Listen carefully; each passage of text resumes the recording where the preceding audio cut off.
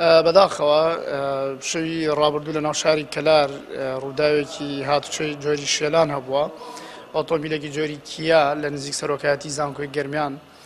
باوکێک لەگەڵ کچێکی 30 ساڵان کە لە کاتی پەڕینەوە بوون لەسەر شەقام. ئەم ئۆتۆمبیلە بەهۆی خێرایی زیادەوە دیارە لە ناو شار خێرایەکان دیاری کراوە لە 30 کیلومتر بۆ 40 بۆ 50 بۆ 60 کیلومتر، بەڵام دیارە خێرایەکە زیاتر بووە نەیتوانە کۆنتترۆلیکە لەو باوکو کچەی داوە دەست بەجێ ئەو منداڵە 3 ساڵە گیانی لەدەستداوە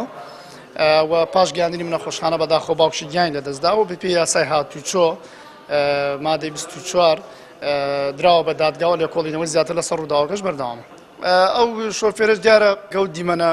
دیمەنەیەک بینیوە تەحملی نەکردووە بۆیە ئۆتۆمبیلەکەی بەجێهێشتووە لەو کاتی ڕووداوەکە